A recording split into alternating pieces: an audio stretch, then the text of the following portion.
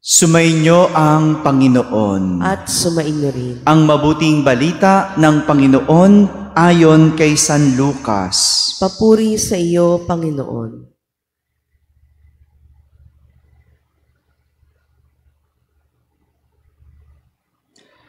Noong panahong iyon, sinabi ni Jesus sa kanyang mga alagad, "Maging handa kayo at sindihan ang inyong mga ilawan. Tumulad kayo sa mga taong naghihintay sa pag-uwi ng kanilang Panginoon mula sa kasalan. Para pagdating niya ay mabuksan agad ang pinto.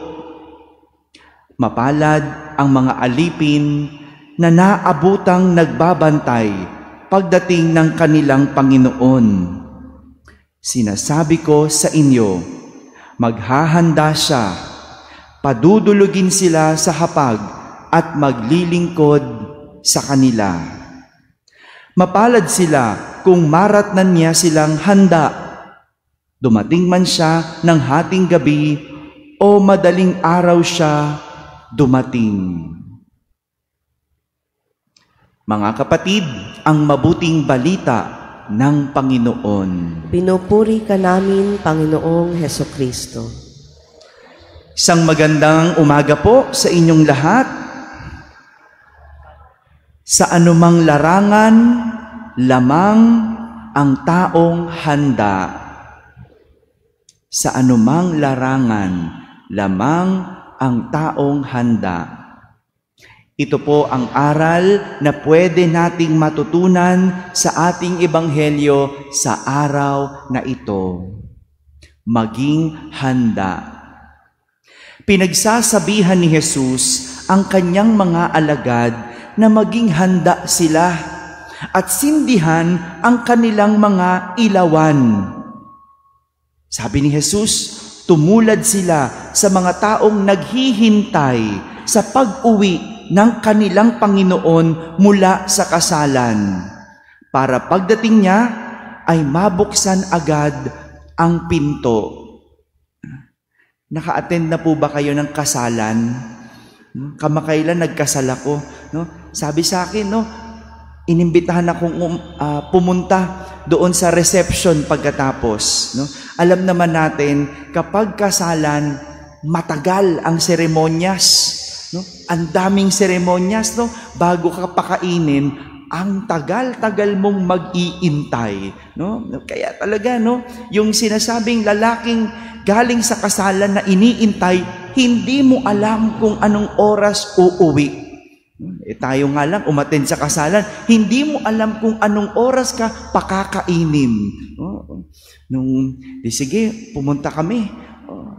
Uso pala ngayon, may cocktails muna, no? Bago ka kakain ng hapunan, kasi gabi nun, no? So, naubos na namin yung cocktails, no? Wala pa rin yung kinasal. No? Nagpicturan pa, di ba? Ganun, no? Matagal.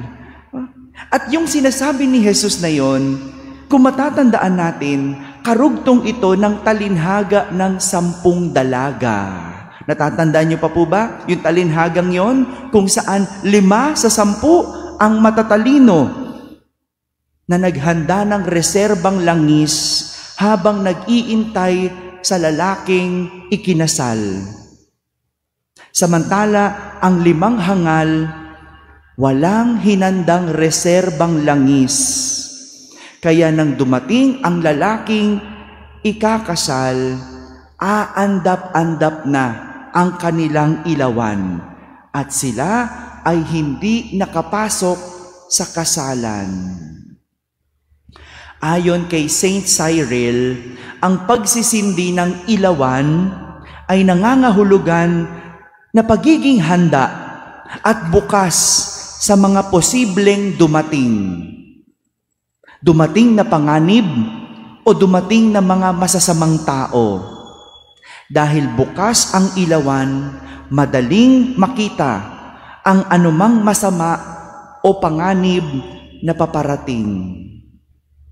Kaya nga, kapag ang isang tao ay handa, walang sino man ang maaaring makatalo o sumira.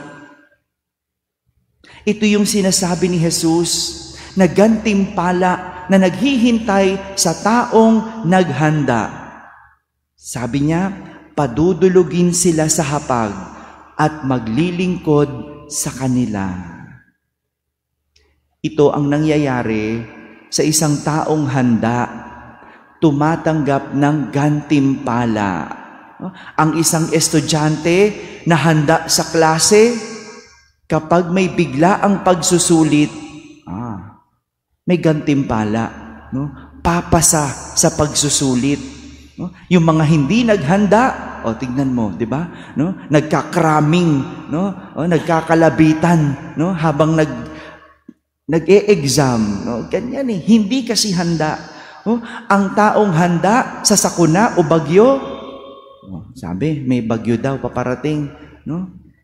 Ang taong handa, kapag binulabog, hindi agad naaapektuhan. At ang taong nag-iipon o nagtabi sa oras ng kagipitan, hindi mawawalan. Maging sa pananampalataya, ang laging handa, hindi basta-basta nawawala. Anumang tukso o pagsubok ang dumating, hindi agad matatalo. Mga kapatid, walang makalalamang sa taong laging handa, kahit na sa anumang larangan, dahil ang taong handa tatanggap ng gantimpala. Amen.